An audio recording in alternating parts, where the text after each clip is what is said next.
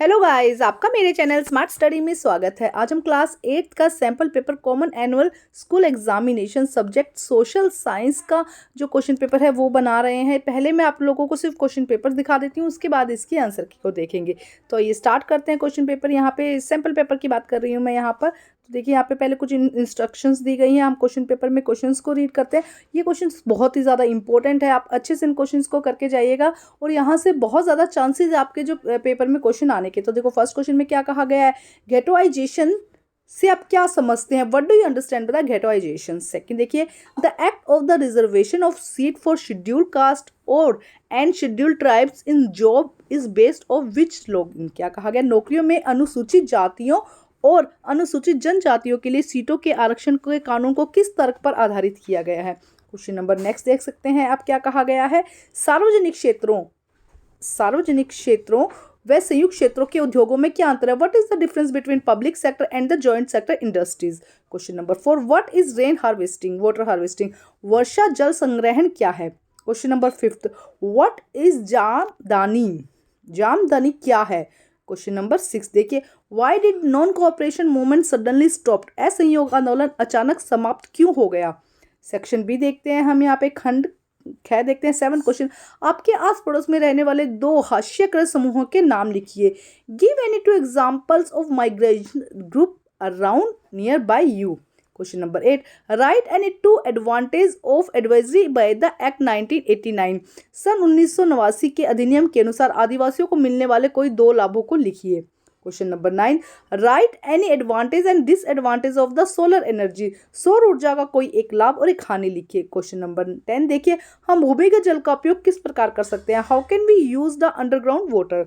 ये 2 मार्क्स के क्वेश्चन हैं आपके। क्वेश्चन नंबर 11 देखते हैं, write any 2 similarities between the Mahatma Gandhi and the Rabindranath Tagore on the education. Mahatma Gandhi और रविंद्रनाथ टैगोर के विषय में कोई 2 समानताएं लिखिए। आइए नेक्स्ट क्वेश्चन हम देखते हैं। क्वेश्चन सेक्शन सी है, यहाँ पे 3 मार्क्स के क्वेश्चन है। किसी शहर में पहुंचने पर सबसे पहले जरूरत वाली किन्हीं 3 जन सुविधाओं के बारे में लिखिए। Write any 3 public facility you need to priority after arrival in a city.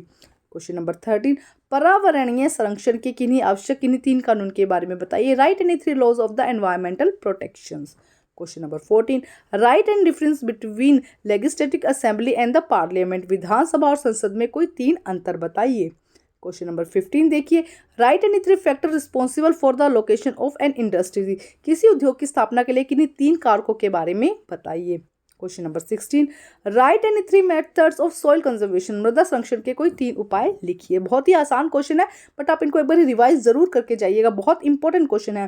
Question number 17, write any 3 cause of the revolt in 1857। सन 1857 के विद्रोह के 3 कारण बताइए। आप यहाँ जो वर्कशीट्स हैं उनमें भी बहुत इंपॉर्टेंट क्वेश्चन है और उसके अंदर असेसमेंट्स दिए गए, आप वहां से भी क्वेश्चंस कर सकते हैं। उसके बाद दिया गया सेक्शन डी, ऊर्जा व शक्ति साधनों के शीघ्र समाप्त होने की संभावना के 5 कारण लिखिए। Write any 5 causes to early times of the energy and the power resources. Question number 19, what is the important Khilafat movement in the Indian national movement. भारतीय राष्ट्रीय आंदोलन के में खिलाफत आंदोलन के महत्व को स्पष्ट कीजिए।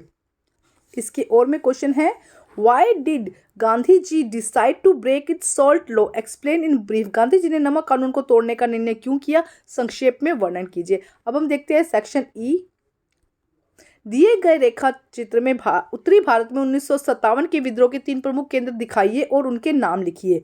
आपको मैप में 3 केंद्र दिखाने हैं, उनके नाम लिखने हैं। On the given outline map in the label and locate 3 important center in the revolt in the 1857 and north India. Identify the label and the 3 major iron ore production areas in the given map of the world. दिए गए विश्व के रेखा मानचित्र में किन्हीं 3 प्रमुख लोहा इस्पात उत्पादन क्षेत्रों को पहचान कर उनके नाम लिखने हैं।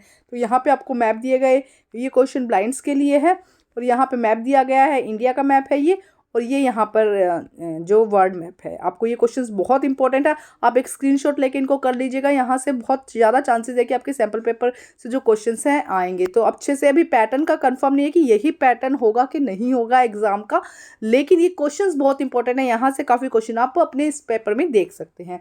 अगर इसकी आप आंसर की भी चाहते हैं तो मुझे कमेंट करके बताइएगा, मैं ज़रूर इसकी आंसर की भी बना दूंगी। Thank you guys.